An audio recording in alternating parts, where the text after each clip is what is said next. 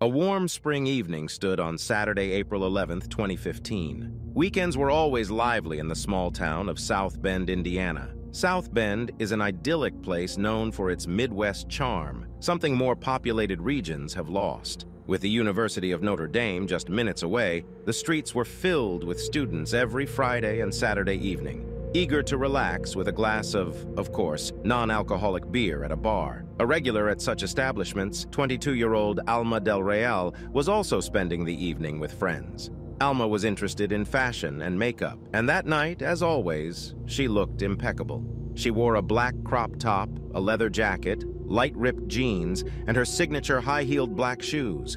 She was impossible to miss, and one person was determined to win her favor, no matter what it took.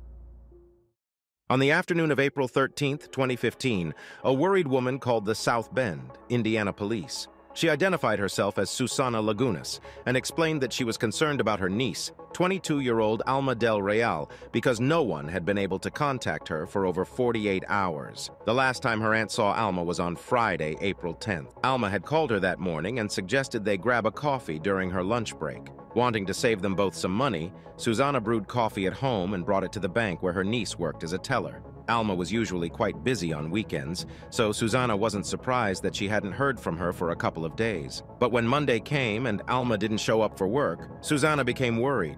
Alma never missed work without a reason. She was very responsible and could always be relied upon. Moreover, she had recently received a promotion at work, which made Susana think that her niece might be in trouble. She tried contacting her repeatedly, but all her attempts were unsuccessful. But who was Alma, and who would want her to disappear?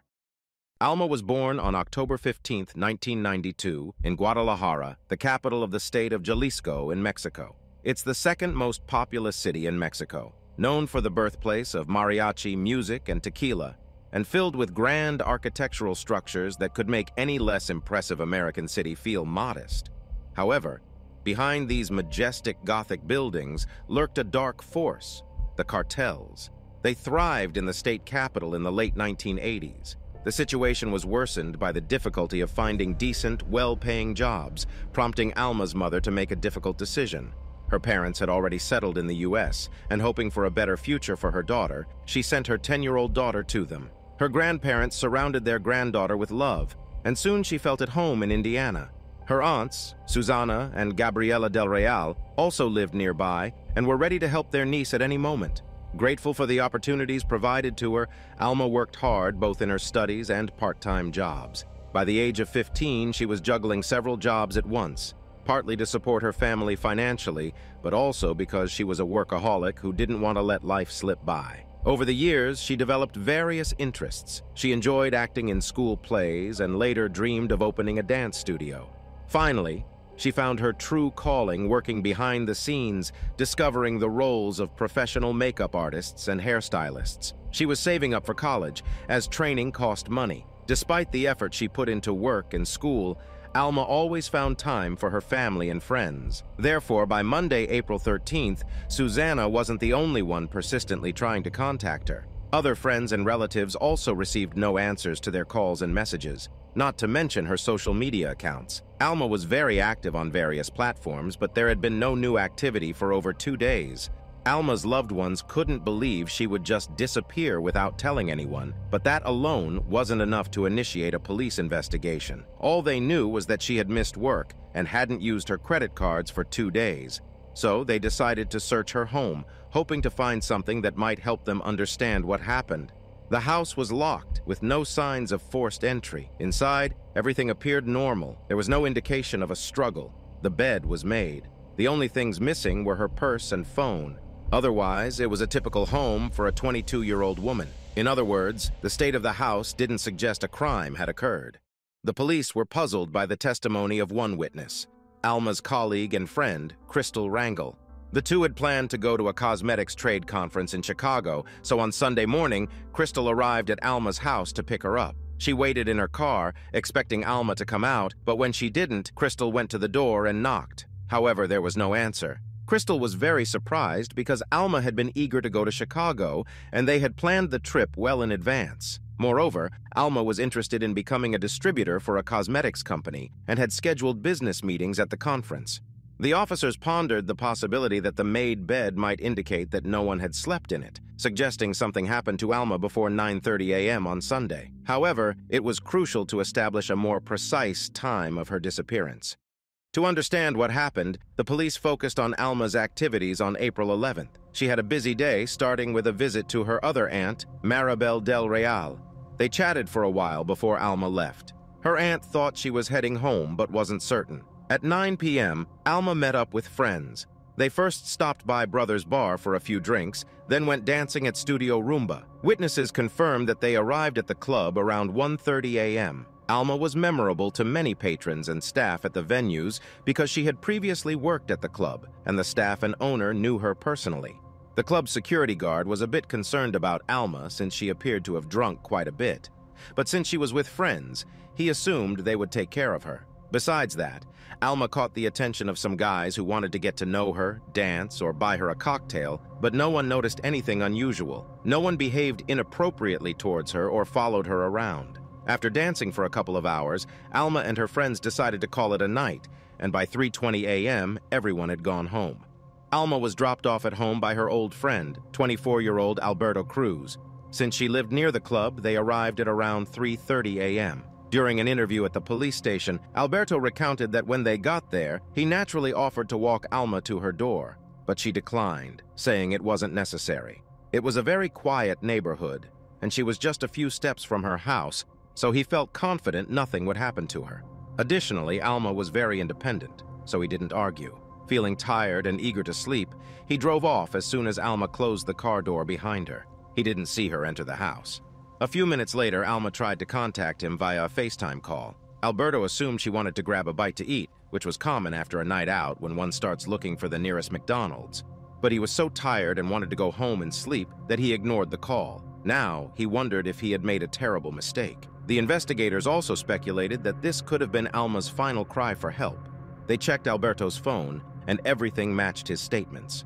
Additionally, he was very forthcoming during the conversation. From their discussion with him, investigators concluded two things. Although Alberto was not involved in Alma's disappearance, he did not see her enter the house.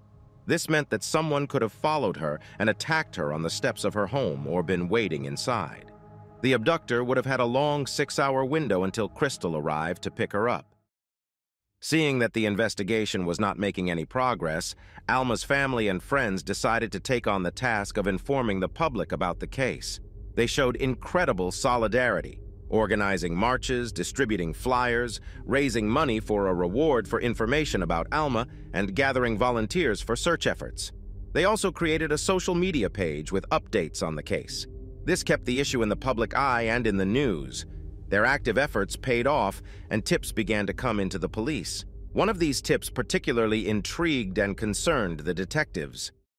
The police received a call from a man who claimed to know what had happened to Alma and where she was. He reported that she had become a victim of human trafficking. The man recounted that he was at a local Kmart and overheard 5 other men discussing her disappearance. One of them allegedly said that his brother had kidnapped Alma and sold her to people holding her in Ohio. The caller also claimed to have seen Alma there personally. Given the gravity of the accusation and the involvement of another state, FBI agents were brought into the investigation.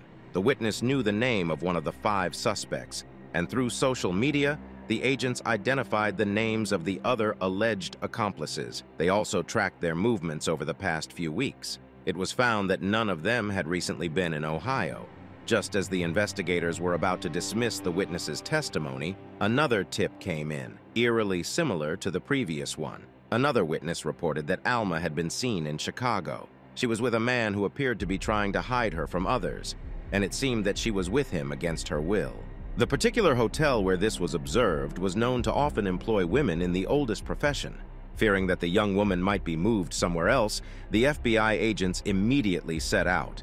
They also requested assistance from local police. Upon arrival, the agents met with a detective who informed them that not only was local police aware of a woman who might be in danger, but they were already investigating the matter. The agents showed him Alma's photo, and the detective agreed that she looked like the woman from the hotel, but it was not her. The woman from the hotel was a local runaway whom the detective knew well and who was now safe.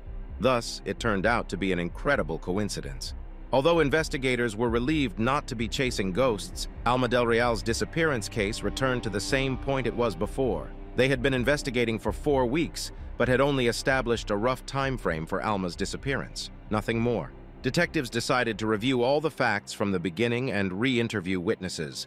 After talking again with patrons and staff from the bar and club where Alma spent the evening of April 11th, they returned to the young man who drove her home, Alberto Cruz. This was not their first conversation with him, but each time Alberto had cooperated fully, answering questions and following police requests, even though it was clear he was very tired. He once again recounted the trip from the nightclub to Alma's home.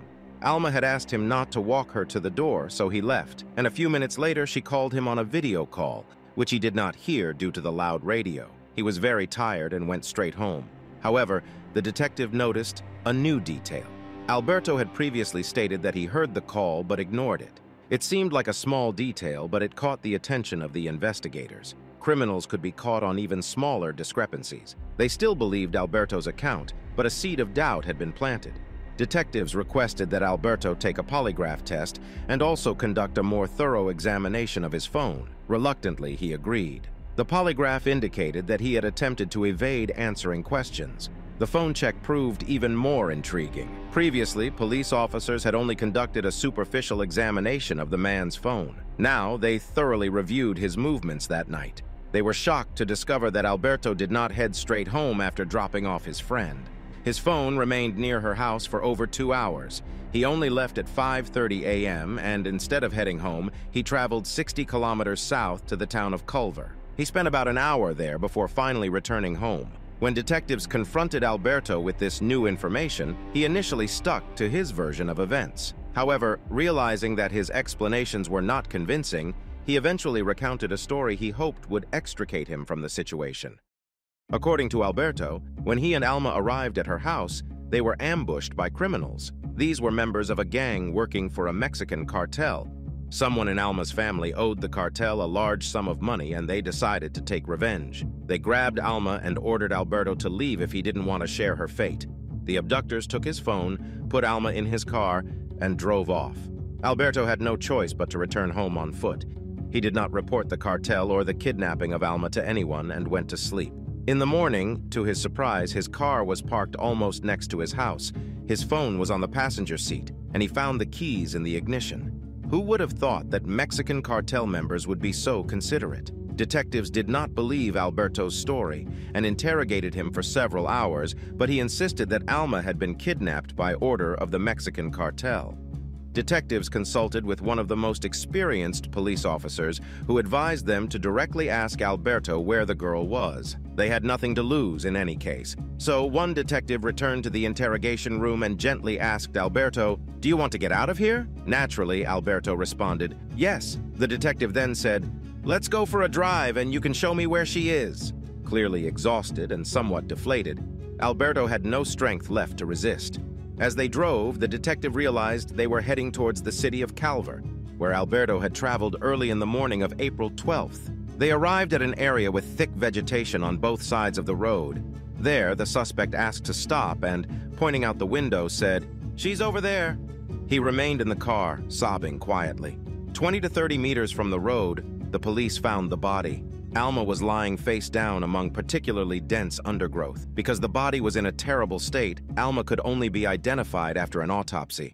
Alberto was charged with the girl's murder. However, even now he refused to admit his guilt or explain what had happened. At the trial, Alberto abandoned his previous cartel story and presented a different account. This new version was closer to the truth, but still sought to shift part of the blame onto the victim. Alberto claimed that on the night of April 11th, Alma invited him inside when they arrived at her home. There, according to Alberto, they engaged in intimate relations. Afterwards, Alma allegedly began blackmailing him, threatening to reveal everything to his girlfriend. A quarrel and struggle ensued. During the altercation, Alma fell to the floor and hit her head. Alberto claimed he realized she was dying, panicked, and strangled her to prevent her from suffering.